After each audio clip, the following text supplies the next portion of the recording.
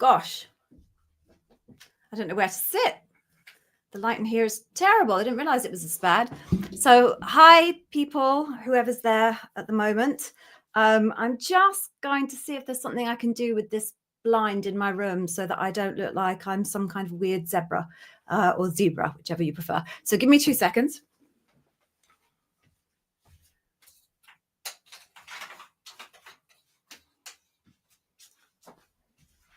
Hoping that's better. Yeah, that is better.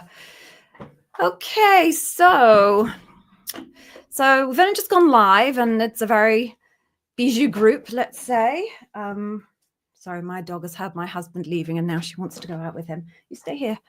It's a very bijou group today, so we're going to give it a couple of minutes and see if anybody else shows up. I'm just going to also open up a second page. The person that is there, could you just do me a favor and let me know that you can actually hear me? Oh, my dog's going to get upset now. Hang on a second. Oh, excuse me.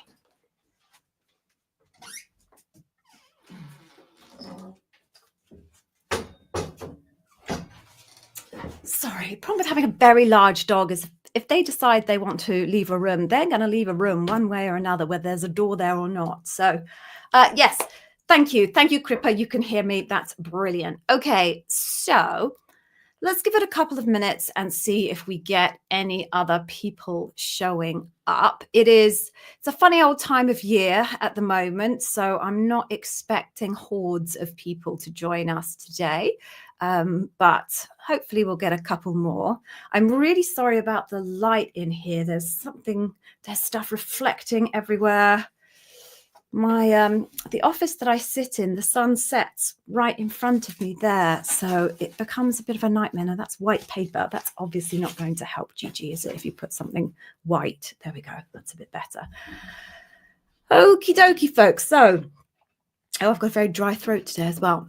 I am on my own today. We do not have any Yevgeny. So I'm going to be answering all of your questions. I have forgotten to get any water, so that could be interesting. And I'll probably end up gasping by the end of it. But I know what I'm doing. I should be fine on my own without Yevgeny. It's not like it is the first time. So why don't we start with me giving a little introduction to myself? I guess most of you will probably know. Gosh, what's going on here? Sorry, I'm trying to work out.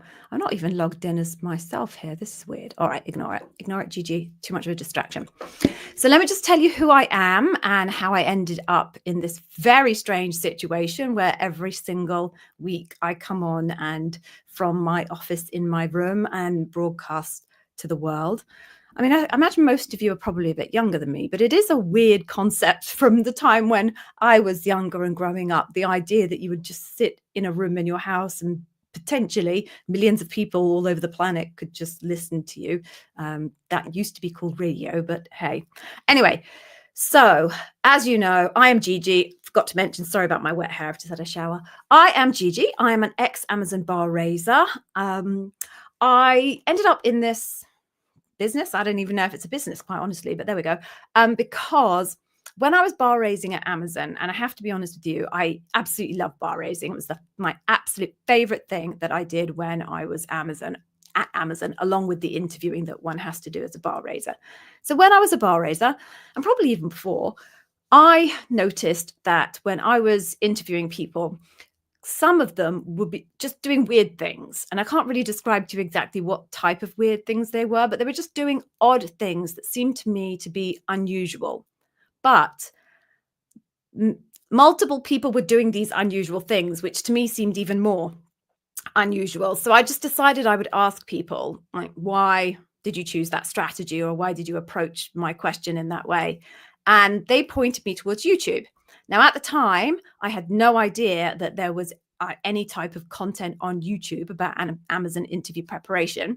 So like the good Amazonian that I was, I did a bit of dive deep and discovered there were a few channels on YouTube, far less back then than there are now. There were a few channels on YouTube one of those channels was created by someone who had never worked at Amazon. That was blatantly obvious when I watched their channel. And they were getting their information secondhand, clearly, because some of it was accurate, but some of it was grossly inaccurate. And they were giving some really, really bad advice out. Other channels were from people who had obviously worked at Amazon in the past, but they had worked in very specific functions, doing a very specific role at Amazon. So although their advice was good and accurate for their specific space, I felt that that advice wasn't universally applicable, and potentially people were going to be picking up that advice and using it, and it just wouldn't be the right advice for their particular situation. So I just decided, being, again, an Amazonian, insist on the highest standards, I would set up my own channel with a view to make sure that any information that I shared was going to be universally true. And where it wasn't universally true, I would make sure that it was very clearly labeled to be targeted at a specific group. So I got the channel going, really well received inside Amazon. The recruitment community really supported me. They promoted me internally. They all promoted me on their own LinkedIn channels, etc., etc. Oh, hang on. That's my daughter. This is embarrassing. I'm really sorry, people. Let me just get rid of her. My husband will have to deal with that. See, we all have lives, I suppose. Oh, she answered the phone. Hang on. Don't know what happened there. Right. I'm so professional at this, clearly. So professional. Let's just hit WhatsApp. Who loves WhatsApp? Right. So what was I saying? Okay. So yes, when my Amazon journey finished, I decided I would just keep this thing going, and I would see if I could just earn a few pounds, I suppose, because I'm in the UK, to bridge the big financial impact of leaving Amazon. And it just kind of kept going, to be honest with you. I had no intention of running a full stack business with AI tools and a large kind of technical infrastructure in the background, but the whole thing just kind of kept going. The demand was clearly there. So I started to build courses, digital courses, taught myself animation and all sorts of things, and started to do one-to-one coaching. And it just kind of took on a life of its own. I met Yevgeny, and the two of us just decided that he had a business as well doing a similar thing. We just decided we would work much better together. I've just realized I've got that banner up. I'll talk to you about that banner in a second. We decided we would be much more successful together, and so we joined our businesses. So having said all of that, and without a glass of water with me, that was so foolish.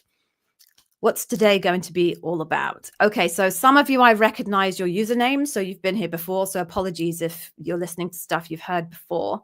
Essentially, you can ask me any question you like, and I will attempt to answer it, but there are some limitations that I'm going to be honest with you up front, and then if those limitations mean your point for joining the sessions is useless, you can leave, and I don't want you to be here under some misconception that I'm going to be able to help you. So the limitations are, if you just have a very generic question, hey, Gigi, I have an interview tomorrow, can you give me some tips? I'm just going to point you to the YouTube channel, because I've got hours and hours and hours of tips, and clearly not everyone wants to just sit through this for a full hour of me giving you some kind of a monologue. So if that's your question, please do go to the YouTube channel. And then if you have more specific questions after that, you can always come back next week or just drop the question in the YouTube channel. The other side of the kind of limitations is in terms of the functional aspect of your interview. So I think Amazon probably has about 10,000 different job families, and no one person can be a functional expert on every single job family. I cannot know every single functional question anyone's going to ask across software development, engineering, solutions architecture, accounting, program management, project management, pre-build project management on fulfillment centers, securities, economist, right? There's no way I'm ever going to know enough about those subjects to know what the types of questions might be that test your functional skills.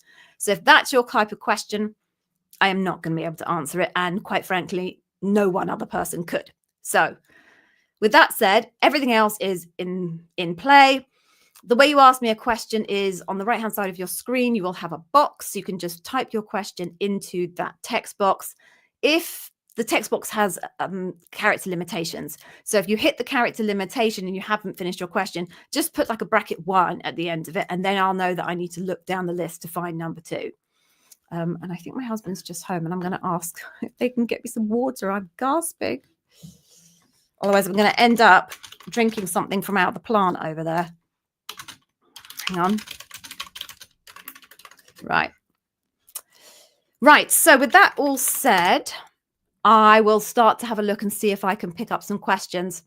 I'm potentially here for the hour. As I say, it's quite a small group. So if we end up running out of questions, then I'll just wrap up then. But just, let's see how we go. All right. So question number 1. Right. I won't read ahead. I'll just pull it up and hope for the best. Zoltan. Oh, you were definitely here before. I definitely remember that name. So welcome back. The situation is, at your loop, the interviewer asked a question, taking a minute to think about the example. So I think you're talking about you. They asked you a question. Is it okay? Right. I see what you mean.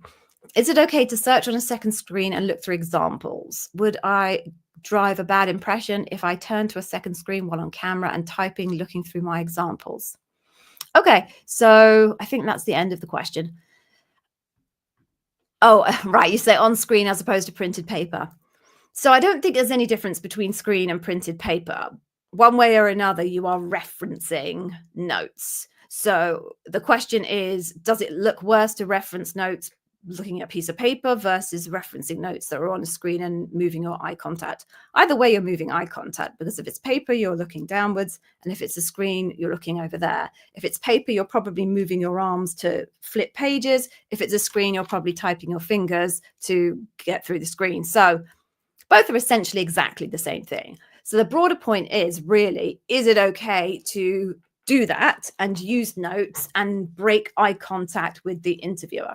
So absolutely, yes, Amazon is absolutely fine with that.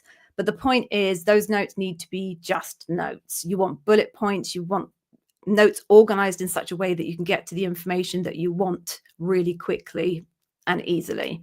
Whether you do that on screen or whether you do it on paper, it makes no difference. You just need to make sure that you let the interviewer know at the beginning of the interview that you do have some notes with you. If it's paper, you can tell them, I just have a few sheets of paper here with my notes on them. I might look at them to refer to them on occasion.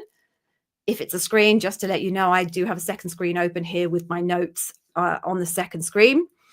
And then I may check them occasionally just to make sure I've got the right example or identify some data points. This is the important bit. I promise I will not be reading off them as a script. And as long as you assure your interviewer that you won't read off them as a script and you don't read off them as a script, your interviewer will be absolutely fine. Okay? So I'm just going to pop you back in. I hope that helped. We've got Peak Z again. Oh, yes. I remember last week you said that you had your interview this week. So, hi, Gigi. Just wrapped up my first 3 loop interviews today. Okay. I've got the hiring manager and the bar raiser tomorrow. Okay. Oh, thank you. Oh, you wanted to say how fantastic our program is. Amazing. Oh, so you took the Amazon interview success system. It really made a difference. The prep and your tools, the story bank, helped me show up strong and feel confident throughout. Thank you. Oh, that's so sweet of you to say that. I'm feeling a bit emotional today, Peaksy. I don't know why. And God, that was so lovely. Thank you so much. And I'm so delighted to hear that it really has helped you. One of the things that I really love about the work that I do at the moment compared to all of the work I've done in the past, and I don't specifically mean Amazon, I mean all of the roles that I've had before then. One of the things that I really appreciate about the work that I do now is exactly what you've just done there, which is I can see in real time the positive contribution that my work and my knowledge is able to contribute to other human beings. When you work in a large corporate and you work in the type of work that I do, which was I was a marketer in the B2C. So I had millions of customers. I never met a single one of them in any of the roles that I had. To be able to see exactly the impact that you have and work in a space that actually changed people's lives. It sounds obnoxious, and I don't mean to be, oh, like I've solved cancer or whatever it is, because that's not what I've done. But nonetheless, now I do stuff that actually does have a direct impact on people's lives. Oh, thank you. Thanks, honey. Glass of water from my husband. So I'm so glad that you're feeling good about it. Fingers tightly crossed for you tomorrow. Just make sure, having been through it today, take the time to kind of go back through the interviews in your head. I don't know if I talk about this in the course, but I definitely talk about it on the YouTube channel. If I were you, and I have been you in the past, I would mentally dump everything that you can remember about today's interviews. Because once you move on to tomorrow's interviews, your brain will effectively block off that short-term memory and maybe lock it in long-term where it'd be harder to recall.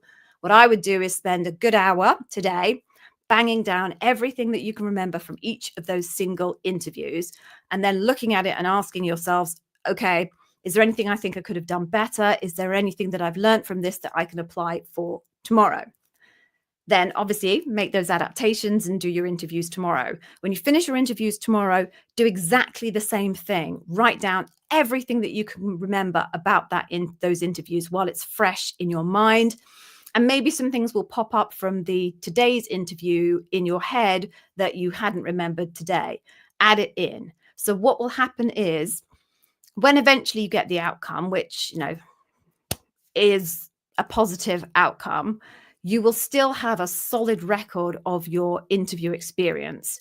So if you go for promotions internally in Amazon and you have to do internal interviews, or God forbid it doesn't work out for you this time and you maybe want to apply again, or you want to apply for another role, you've still got a really good history of what happened, and you can maybe do some self-analysis as well. So that's one thing that I always think is super important for candidates, that most candidates don't do, because understandably they're utterly exhausted from the day they've just had and they're planning for the day tomorrow. Take half an hour, take an hour, whatever whatever time span you can fit it into, and just brain dump everything you can remember from today's session. Inevitably, as the week goes on, little things will start to pop back into your head that you had forgotten. When that happens, just take a note of it wherever you are. If you're out shopping or walking the dog or whatever it is, put a note in your phone and then come home and add it to the analysis that you've done. So you walk away with a really, really comprehensive history of what happened, and you can use that for self-analysis, because you're never going to get any feedback from Amazon. All right, so I have my fingers tightly crossed for you, Pixie, and I will also let Yevgeny know, who is looking remarkably more and more like a little avatar there every single time I see him. I will let Yevgeny know that both you pass on your thanks and that to keep his fingers crossed for you for tomorrow. Thank you for coming. Good luck. Okay. Yeah. Do you know if LLMs can be used to polish a writing assessment to ensure grammar clarity and consciousness? Okay, or conciseness. Consciousness. So obviously LLMs didn't exist when I was at Amazon, and it's mad to say that because it wasn't that long ago. Just technology has moved on so quickly. But obviously I still have connections in Amazon. As far as I'm aware, they are going to look at your writing piece for AI indicators, excuse me. So rather than dump it in Chat GPT and copy and paste it out, what I would recommend you do is you put it into Chat GPT and ask Chat GPT to give you feedback, not to rewrite it, but to give you feedback. And then once you've taken that feedback, you can then edit it yourself. So you can get all the benefits of correct expression, conciseness, all of those types of things without actually creating a piece of AI written content. The other thing I will say is don't over egg the pudding. Although I know that's a very British expression. I have no idea what an international version of that expression is. Don't overthink. There we go. We'll do that one. Well, don't overthink the writing assessment. It's a pass or fail exercise, and the bar is not particularly high in order to pass it. Essentially, all they're trying to understand is, can you write a clear, concise piece of work that takes the reader who has no understanding of the basic foundation of the story clearly through the story, making your points clearly and concisely, and having an overall narrative that is coherent with a clear, consistent voice. That's essentially it. If you can do that, you'll pass. So don't stress too much about it. Use ChatGPT, but for feedback rather than to actually write the document for you, and you will be fine. Okay. Hey, how long do stories need to be? Cool. So, unsurprisingly, everybody, we get this question a lot. So, I know Peaksy's probably heard me say it at least 17 times by now, but Racciata, is it Racciata? I hope so. I'm sorry if I've butchered that. Please apologize to your parents for me. Is here for the first time because I definitely don't recognize the name or the profile picture. So, which is a gorgeous profile picture, by the way. But answer to your question. There is no one single length of question that is the correct length. So I will tell you what Amazon offers in terms of guidance, and then I will tell you what my guidance is on top of the Amazon guidance. So I'm sorry you're watching me drink water on live streaming. Amazon's official guidance on their blog is that they expect your answer to be up to 4 minutes. What they then expect is that your interviewer will then spend a significant incremental amount of time asking you follow-up questions. Because bear in mind, your interview is an hour long. So if every single answer was only 4 minutes long, you would have to get through a lot of questions in the course of a single interview. If you're at final round and you're at loop and potentially you've got 5 or 6 interviewers, you'd be getting into the 50, 60 question territory, and that makes no sense whatsoever. So their assumption is that the interviewer will ask you a whole bunch of follow-up questions, and the whole interaction for a single question is probably going to run to about somewhere between 8 and 10 minutes, right, per question. Our advice is slightly different. So our advice is that the length of your story should probably be pretty much aligned with the level that you're interviewing at. So if you're an L4, 4 to 5 minutes is fine. If you're an L5, 5 to 6 minutes is fine. If you're an L6, 6 to 7 minutes is fine. If you're an L7, 7 plus will probably work. And I think 7, 8, 10, 11, Andy, you're probably looking at 7 plus, right?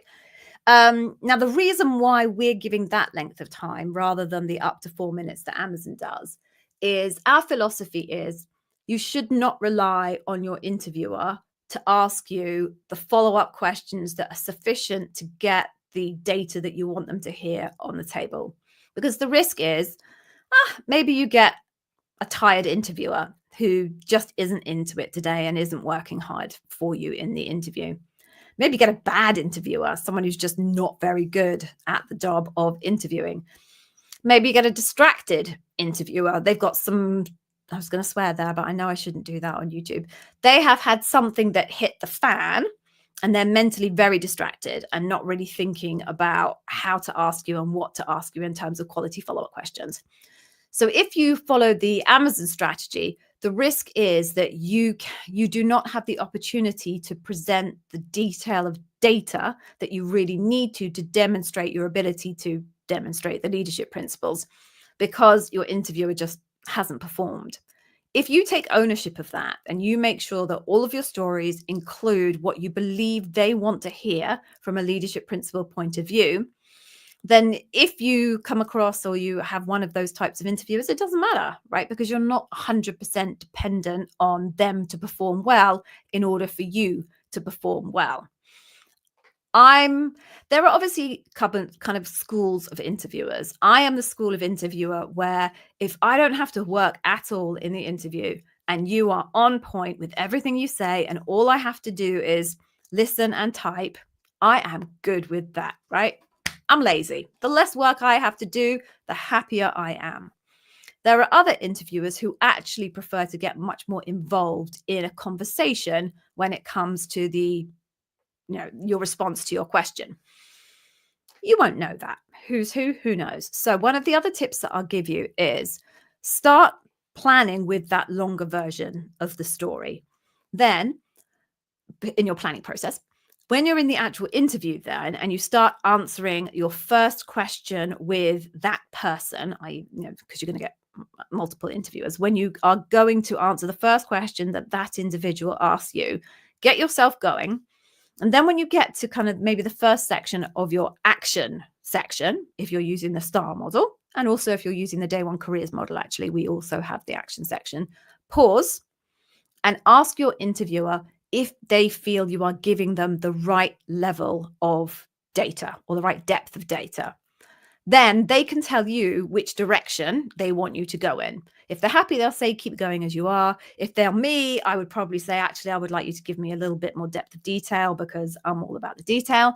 Or if you're one of those other people who would like a much kind of more interactive response, they might say, can you lift it up a bit? And then maybe we can move a little bit faster. And then I've got more time to ask you questions at the end. So ultimately, the advice is plan a version that puts as little dependence on the interviewer to ask you the right follow-up questions as possible, but recognize as you go into the interview that different interviewers have different preferences for the interaction style. And therefore, get going with your first answer for the first time you speak to that particular human being and pause at the first line of your action and say, am I giving you the right level of detail? And then make sure you're capable of actually then adapting. There's no point in someone saying to you, can you lift it up a level, please? And then carrying on as you were, because then you look even more foolish than you did before. So, you have to build yourself up the skill where you can lift it up a level and push it down a level as well. So I hope that was a helpful answer for you. I'm just going to take another swig whilst I pick the next person.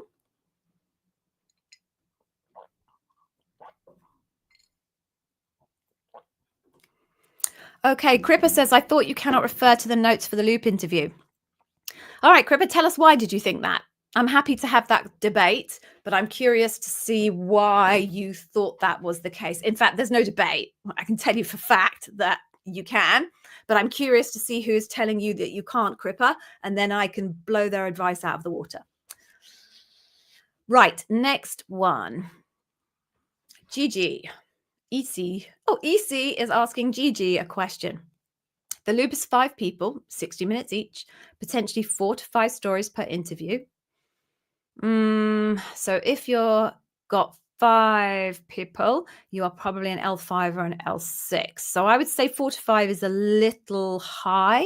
If you're an L5 or an L6, I think you're more likely to get 3 to 4.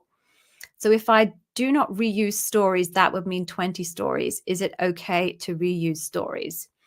Okay, so let's say 15 to 20 stories, actually, bearing in mind that I think you've kind of overestimated the number of stories per interview. So yes, 15 to 20 stories. When is it okay to reuse stories? So again, there are no hard rules about most of the things that go on at Amazon, which is why I think I was telling you earlier, I felt that somebody else's guidance on YouTube wasn't exactly what is universally applied because they came from a particular area that had a particular view on certain things and assumed that they applied everywhere, which they didn't. So because I've been a bar raiser and because I've bar raised across multiple countries around the world, and multiple job functions. I don't even know how many job functions I bar raised for.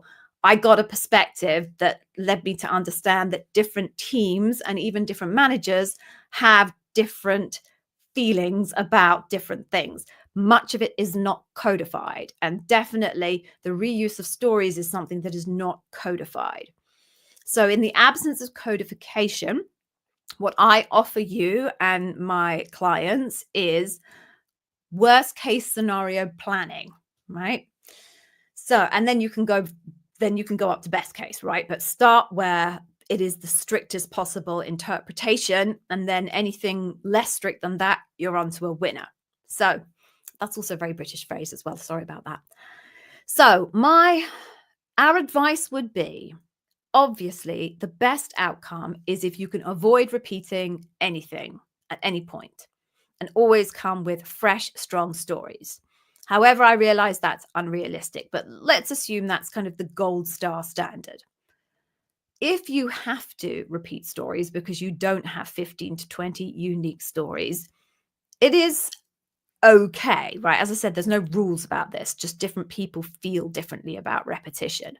So on my principle of giving you guidance on the most strict interpretation of repetition, what I would recommend you do is when you are repeating a particular, and I'm going to step away from the idea of story, I'm going to talk about situation. So if you imagine a two-layer hierarchy for the development of a story, at the very top of that hierarchy is the concept of the general situation. So think about that as kind of the broad outline of what went on. And then the hierarchy below that is the story. So that's the language I'm going to use for the next few minutes, right? Situation and story. So if you do not have enough stories, and therefore you're going to have to repeat a situation, the best thing to do is to identify the leadership's principles within that situation that are the most antithetical or different from each other. So what you can then do is break your situation or tell different stories from the one situation about these different leadership principles. So what you can do is get 3 different stories from a particular situation. The easiest example I have of this, which works with most people, is just for demonstration purposes. If we were to imagine that we were an Amazon ads account manager and we were doing an interview internally, let's say about Amazon ads, and I had a particular situation where I had a client who I had promised a certain number of impressions delivered by their Amazon ads account. And for some reason, that did not happen. And the customer was really upset with me and wanted me to, I don't know, give them a refund or whatever it is. And they were really upset with me. That's our situation. I can turn that into 2 stories. The first story I might do is a dive deep story. Right, so how does Gigi work out what in God's name went wrong with that campaign, which meant that the impressions that were intended to deliver did not deliver? And I could walk my interviewer through in my story everything that I did to try and dive deep into the problem to identify the root cause, what systems I looked at, what people I spoke to, what reports I read, right? That would be a dive deep story. The alternative story that I can do for that particular situation is a customer obsession story. Okay, so I've got a really mad customer who's asking just to have a refund. I don't think that's the right thing. I think what we need to do is sort out the campaign so that they can actually get the results that they want.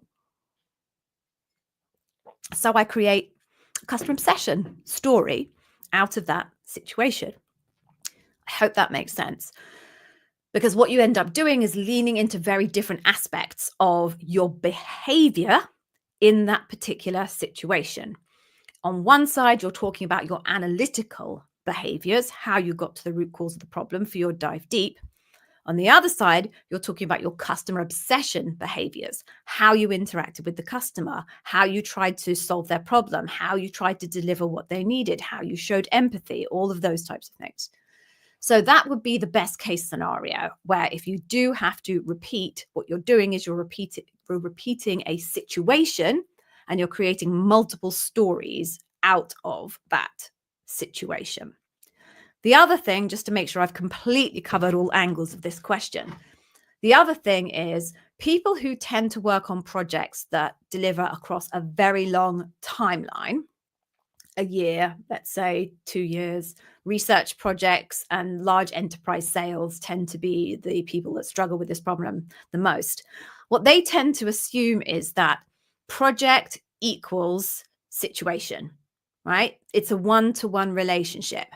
And so what they at best can do is do a 1-to-1 for project and situation, and then maybe a 1-to-2 or a 1-to-3 for project and story, which massively limits them, because if they're only doing one project a year or two projects a year, the best they're going to get is 6 stories, let's say.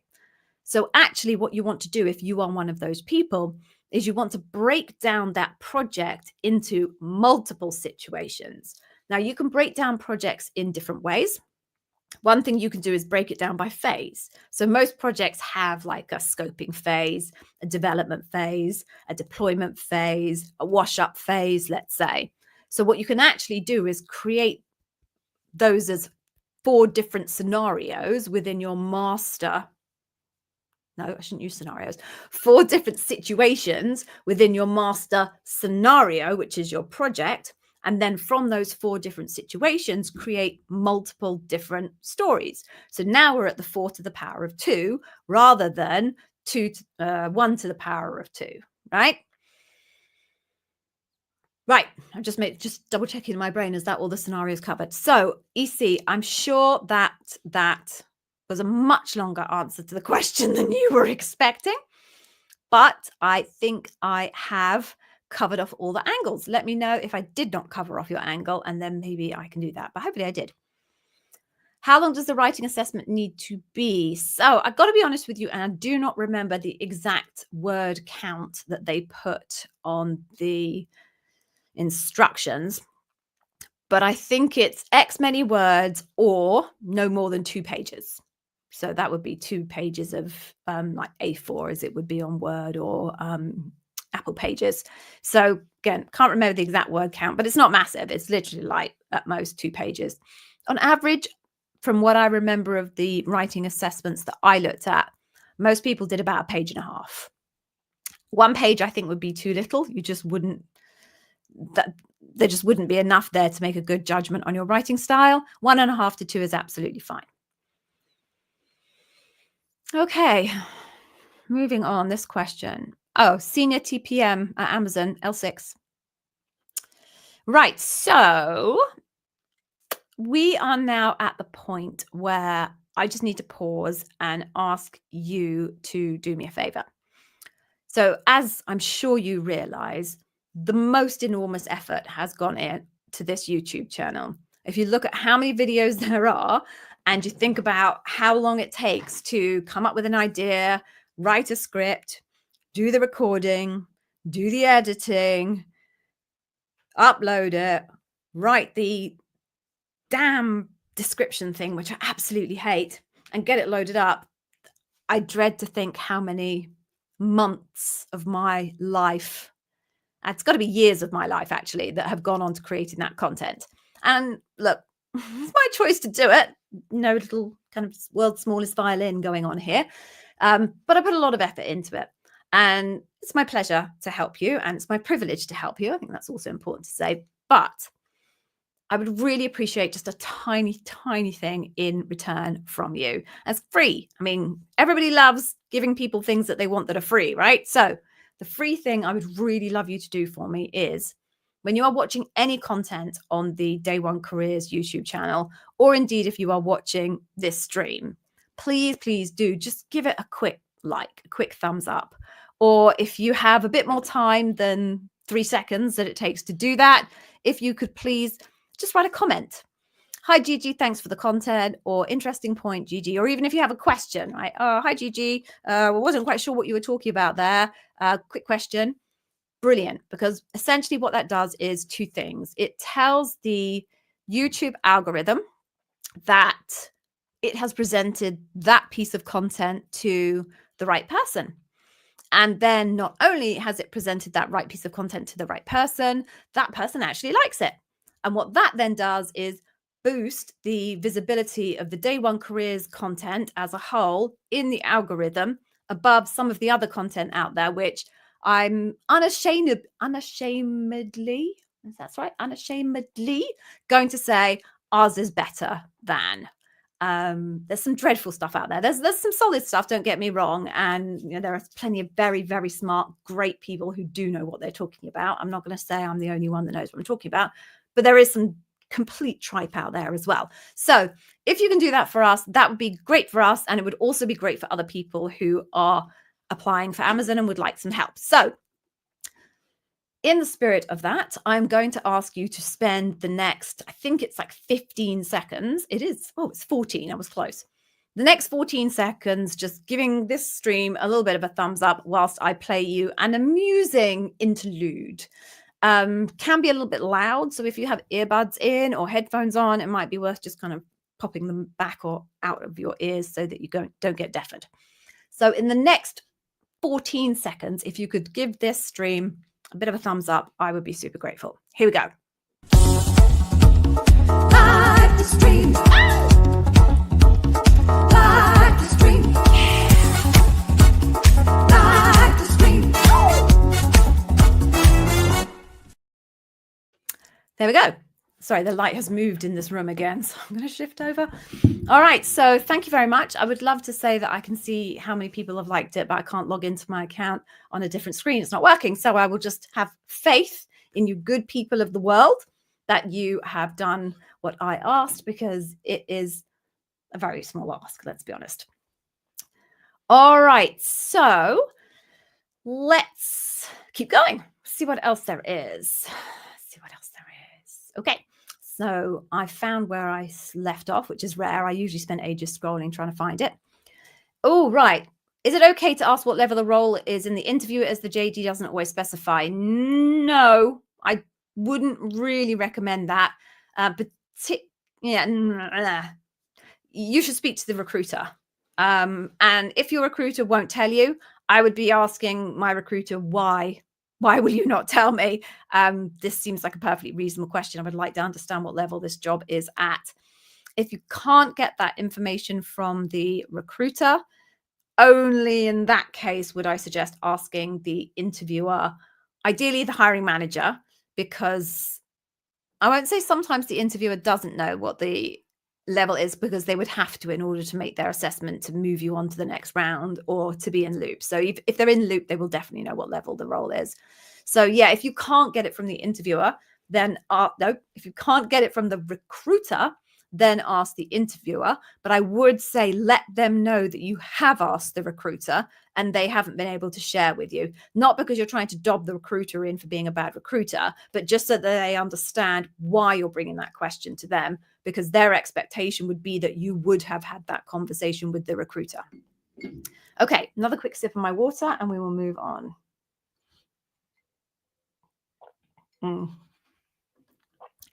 Hey, QT. Hi, Gigi. Thank you for the content. What defines a complex problem for an L6 program manager? I'm afraid that's a how long is a piece of string question, because it entirely depends on the nature of the problem that you're facing. It could be anything from complexity of the technical challenge. It could be the complexity of the stakeholders and the stakeholder management piece. It could be the complexity of the project management, how many different work streams that you're having to run with, how many dependencies you have between those work streams. It could be, if you have external suppliers, the complexity of the network of the external suppliers and the situation you find yourself with them. So it could be many different things, and they're all going to really depend on the nature of the situation that you are talking about in your story. So it's kind of a half answer, but I think it's about the only answer you're going to get from anybody. Okay, Cripper. Can you really, I think you mean really, not rely, repeat examples from your phone interview? So that is a good question, Cripper. And again, to my point about there is no codification behind this. There's no rules. There's just different preferences. So I will tell you, my preference as a bar raiser was not to see repeat examples from a phone screen. I considered those to be chips cached. You've already used those stories to get yourself to loop, and I wanted to hear fresh stories. That was my opinion on what you needed to do.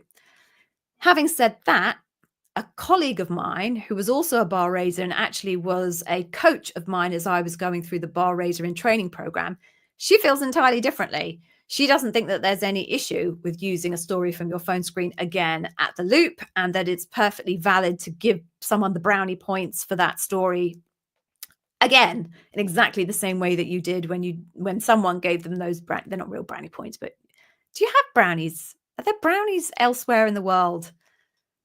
Are brownies just a UK thing? Tell me. If anyone else knows anything about brownies that isn't in the UK, I'd be curious to know if it extends outside the brownies. I know the Scouts extends outside the UK, but I don't know about brownies. So yeah, she was fine with it. So I'm afraid there's no black and white answer to it. And again, in the philosophy of the day one careers plan for the worst case scenario, the worst case scenario says you've got a meanie interviewer like me who doesn't like repeats from phone screens and therefore avoid repeating from phone screens. That's kind of the worst case scenario, and we suggest you plan for the worst case scenario. There we go. Okay. What are some of the common mistakes candidates tend to make in their final interviews with hiring manager or bar raiser? Not that you're talking, Pixie, about your own specific use case, are you? I mean, not everyone's final interviews are the hiring manager and the bar raiser, Pixie. It's not always done in the same order. It's done in the order by which people can actually coordinate their diaries. So some people will get the bar raiser as the first interview, the second, the third, the fourth, the fifth, the sixth. Some people will get the hiring manager as the first, the second, the third, the fourth, the fifth, sixth. So the single structural truism that you're describing doesn't exist. So I can't answer that question because that scenario is not a truism. But I'm going to change your question. I'm going to do a Mark Carney, which is basically take your question and then say, but if you don't mind, I'm going to slightly refocus your question, i.e., I don't want to answer your question, but I'm going to give you an answer that I want you to have. And if you don't know, I don't mean to be condescending in any way. Mark Carney is the Prime Minister of Canada. I'm pretty sure most of the Americans will know that at this point. So doing a Mark Carney, I'm going to answer a different question. So the question I'm going to answer is, what are some of the most common mistakes candidates make at their interviews? I hope you don't mind. So first most common mistake is not answering the question. Sounds banal, but it happens more than you would think. And essentially, the pathway to this happening goes like this. An interviewer asks a question. The candidate processes what they think the question is asking from a leadership principle point of view. And then they pull one of their prepared leadership principle answers and just start sharing it. The problem with that is frequently either they've misunderstood the leadership principle and they've gone completely the wrong way, or they've understood the leadership principle, but the story that they've got, although it talks about the leadership principles, doesn't actually answer the question that they've been asked. It is the number one complaint of all interviewers at Amazon interviews every year since the year dot that candidates did not answer their question. So that is the first one that I would say is a big mistake. The second big mistake is, I guess, not putting enough data into their stories. People quite often don't appreciate what they actually mean when they say they want data. So what they want to know is specifically what happened from a numbers perspective. So when you talk about results, you can't say the results were really good and my manager was really happy. You have to talk about the data points. Sales went up from X% from X to X. That's the equivalent of X%, which is Y% better than the year-on-year performance, whatever. But data all the way through. That's, I think, a second big mistake that people make, not including enough data. And then what's the third one that I want to talk about?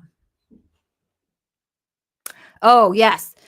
Keeping on talking when you've answered the question. People very often just don't know when to stop talking. And I know I told you to give as much detail as you think you need to give, but then stop. Very frequently, and I think this particularly happens in follow-up questions. Interviewer asks a follow-up question. The candidate answers the follow-up question, and then for some reason, they just keep talking. They don't either realize that they have finished answering the question or they're uncomfortable with the shortness of the answer. Sometimes you're asked a follow up question and it's 6 words that you need to give in response because that is the data that the interviewer has asked for in the follow up question. So, my trick there is when you're asked a question, provide the initial data that pops into your head to give back to the interviewer. And when you've been through that initial thought, say to your interviewer, have I answered your question? And if they say yes, done. Say no more. They will ask you the next follow-up question or move on to the next master question. Or they might say, no, actually, I wanted to understand a little bit more about this. Great, you can keep talking, but then you keep talking specifically in the context of what they want to hear about rather than just random babble, which happens frequently. So I think those are my top 3. I hope that becomes useful for you. This is a great question, Pixie. It's a great question, but I'm going to give you the super obvious answer. Actually, no, I'm not going to give you the super obvious answer. This might be a revelation to you. So, not to you personally, Pixie. I don't mean to be rude. I mean to kind of people at large. From my perspective as a bar raiser, what's the one thing you wish more candidates truly understood before walking into that interview? Right. What I wish candidates truly understood is when someone asks you, tell me about a time when blah, blah, blah, they do not want to know about the project within which the when happened. What they want to hear about is the when. And the project is simply the context around which the when happens. So, example, I'm just trying to think of how do I make this come to life. So, if an interviewer asks you a question about, tell me about a time when you disagreed with a peer on how to achieve a common goal, the interviewer wants to hear about you disagreeing with the peer about the common goal. 70% of what you need to be saying to the interviewer is about you and your behaviors when you are disagreeing with this person about the common goal. What they do not want to hear is about the project that you were doing that encased the moment where you disagreed with this person about the common goal. And you end up referencing that disagreement with the person in 1 or 2 lines, but the project is what you focused the majority of your answer about. A lot of candidates, and I'm probably going to tell you that somewhere in the range of, and by the way, this is not empirical data, I would say somewhere in the range of 60 to 70% of candidates talk about the project and then make a small reference to disagreeing with that person. The people that are bar raisers and actually demonstrate the behaviors are talking about the moments in time when they were disagreeing with that colleague, and talking about the project only happens pretty much in setting up a small bit of the situation, but then you quickly get to how you and the colleague disagreed, and then anything that you need to do in terms of the step-by-step that you went through in your disagreement with this colleague in the context of the project. That is my one biggest thing. You have to not talk about the project. You talk about the when, blah, blah, blah, within the project. I hope that makes sense to people.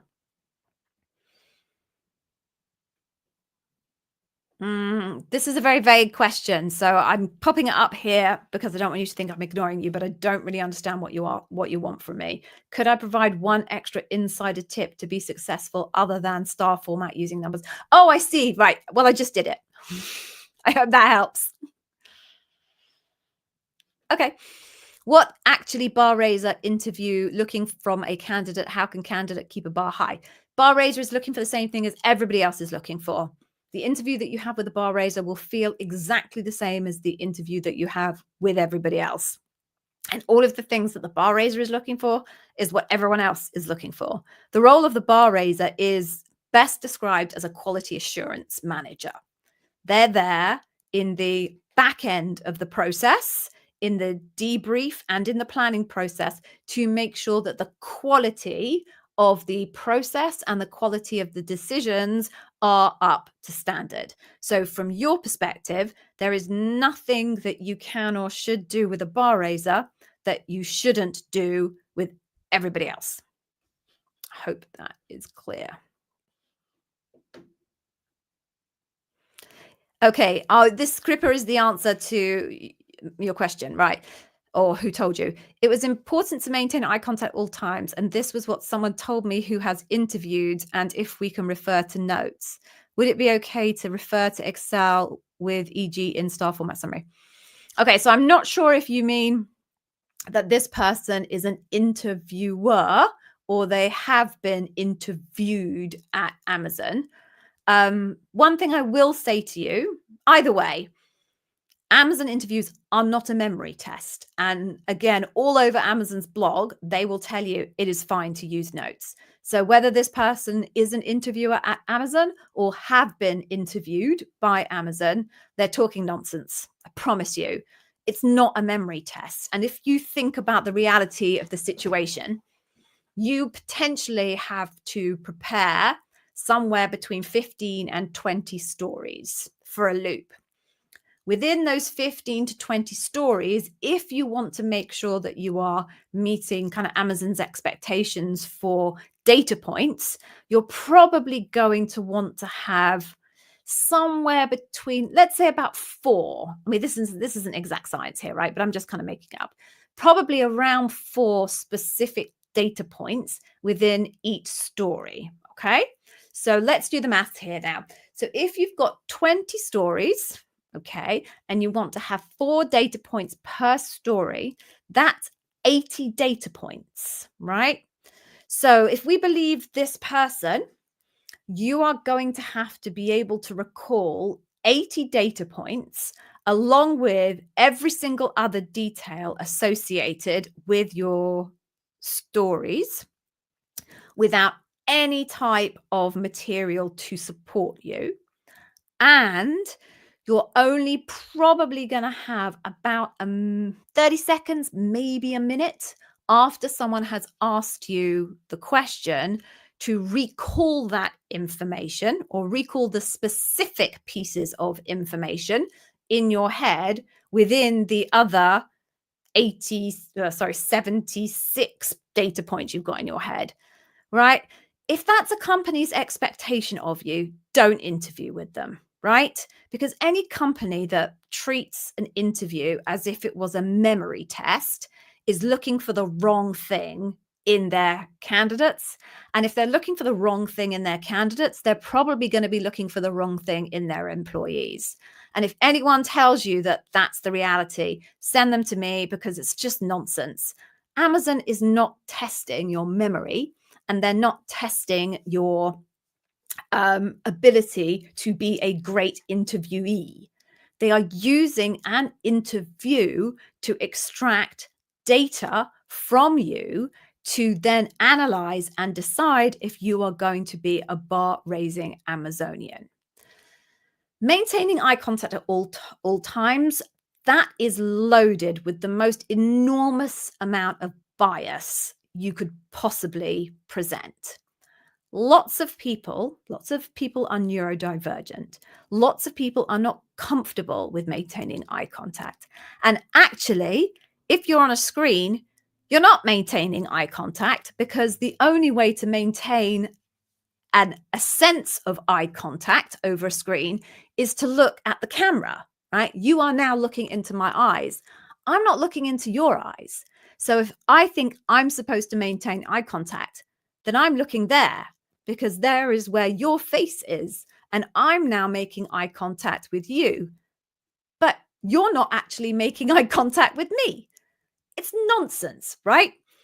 Amazon and Amazonians are trained not to allow personal bias, emotional responses to feed into their decision whether you are going to be a bar raising candidate or not. The purpose of eye contact is to make a personal connection with the other person.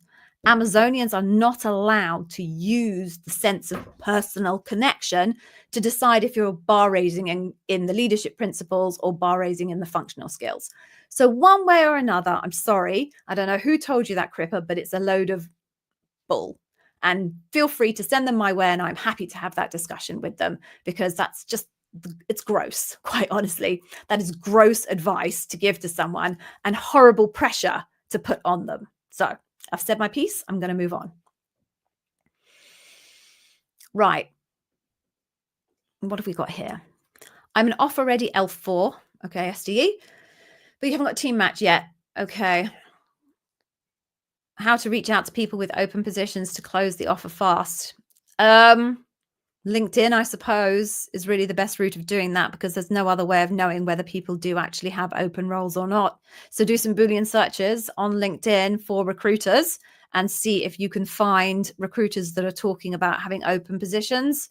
I'm a little bit unsure that you'll get a lot of that in LinkedIn. L4s are very high volume, particularly devs, high volume hiring, and recruiters don't often tend to even bother going to LinkedIn to advertise those roles, but it's worth looking. The other thing you need to do is just look at the jobs page. Look at the jobs page. Whatever L4 SDE roles you can see on the jobs page, just apply. Don't wait for for your recruiter or whoever to apply for you. Just apply directly. And if you still have an open relationship with your previous recruiter, then you can just let them know that you've applied and ask them to put in a good word for you. All right. Oh, Dusty Chalk. Such a good name. I don't know. I think Dusty Chalk, I think you could either be a porn star or a country music singer with a name like that. Both are equally as good. No judgment here from me. Okay, long-time subscriber. Oh, that's nice. Have you seen my hair changing over the years? I think I have at least 2 or 3 different color and haircuts a year. So you must have been like through the whole gamut of them if you've been around for a while. Okay, so you're back from advice. You mentioned a difference between stuff format and the day one format. What is the day one format? I cannot tell you, Dusty Chalk, because you're going to have to pay for that, I'm afraid. That does sit behind a paywall. Now, I know I said I'm delighted to do this, and this is my pleasure and my privilege to help y'all, but I do have mouths to feed. Outside this door, there is a ravenous 17-year-old who is literally like a human waste disposal. There is an equally ravenous 54-year-old who has a very high physical job, and they've got to be fed. Oh, and let's not even talk about the 14-year-old girl that's somewhere over there. The makeup, the hair, the clothes. So I'm afraid, Dusty Chalk, you're going to have to pay if you want that bit of information. I'm not ashamed of it. Okay. Before you got to the panel interview, you had to do an online test, yeah? So the Workday simulation, yeah? And you answered behavioral questions. What was the purpose of this, and does it have an impact in the final round? Okay, so no, it has no impact in the final round. It's just a filter process, right? So you do that up front, even before you go into the interview. Oh, you did it before panel. That's super interesting. I've never heard of anyone do it before panel. So I'm actually just going to stop for a moment and say, that's weird, right? That's weird. The purpose of the simulated workday, as I understand it, is a filtering exercise. It's remote. It requires no resource from the Amazon team. And it basically has a very high level assessment to decide whether it is worth investing in you from a human resource point of view. So pretty much everybody who has made it past the resume part, or CV if you're from the UK or Europe, well, UK is Europe. So from Europe, let's just say, will go through that process. And what it then does is buckets people up to say, this whole bucket of people, we are not going to waste our time on them. This bucket of people, oh yeah, we got to see them. And then this bucket of people, not sure. I'll send it to the hiring manager and they can make the decision. That is my understanding of the simulated Workday. And then from that point, they make a decision as to whether they're going to do a first phone screen. The fact that you didn't do that until prior to panel makes no sense to me whatsoever, literally none. So I'm not even going to hypothesize why you got it at that point, because maybe you got something else and maybe that something else does affect the final round. I'm a bit stuck with this one, if I'm honest with you, and I prefer not to lie and pretend I know something when I don't. So don't know, I suppose, is the long answer to that. Don't know is the short answer to that short question, as opposed to my original long one. Is it normal for L6 applicant to interview with an L6 for phone screen? Yeah. Moving on. The recruiter informed me that you can repeat your stories during loop interviews as long as I don't use the same story with the same interviewer from the phone screen. Fine. I'm not arguing with that. I think that correlates with the point that I made earlier, that different people have different feelings about how you do or don't use repeats. Okay. Got a call. I'm interviewing for a program manager role with, oh gosh, I'm way over the hour. I got distracted. That's fine. This is going to be my last question anyway. Okay, I'm going to have to use this last one because I really want to go and eat my dinner. You're interviewing for with 9 years of experience in an MBA. The JD fits well. Some peers feel L6 might suit better. Right, because you're applying for an L5. Is Amazon open to adjusting based on performance? Should I check about this in the interview? Right. Yes, some roles have flexibility. So some roles, they have flexibility of budget and flexibility of scope. So if they see someone who is actually at a higher level than the actual role that they were trying to fill, they might well agree to up level the role.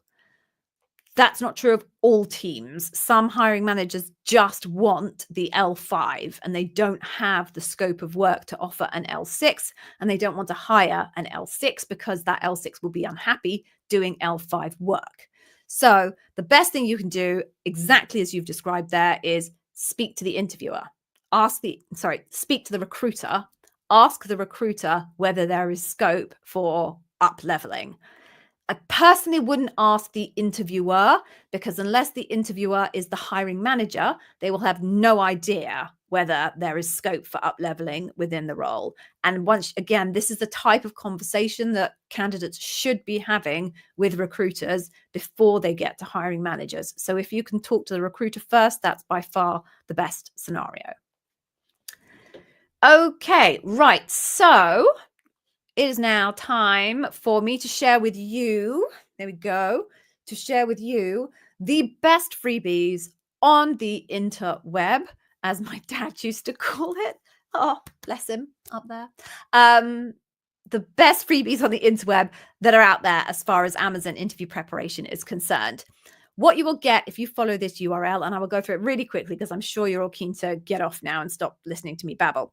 First thing is a free sample of our Amazon interview success system, which you heard earlier is an amazing system that will take you from literally zero from your preparation all the way to like 110%, having had an AI tool that basically me in bot form and Yevgeny in bot form review your stories for you.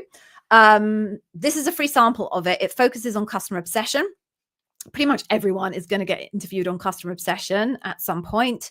The sample just talks to you about how customer obsession works, the different kind of ways in, I call them facets, the different facets of customer obsession. You can use those different facets to help you pick the right scenarios or situations. Jesus, Gigi, pull your head together. Situations, not scenarios. I said that wasn't right. To pick the right situations from your career history. It also includes what the interviewer is actually looking for in your story. So you can use that to develop your story from the situation that you have been able to identify because of the facets that we described to you in the freebie. Okay, so that's the first one. Next thing you can get at the end of that link is something we call the Amazon interview Preparation tool pack, very pithy. The main thing there is there's a massive list of plausible Amazon interview questions. They're not the real interview questions. Amazon would freak if I gave you those. But because I understand what the interviewers are likely going to be looking for, I've been able to create my own version. So you can use that for practice. Do not expect the interviewers to ask you those exact questions for the reasons I've just described, but it is really, really useful for practice. So you can have that.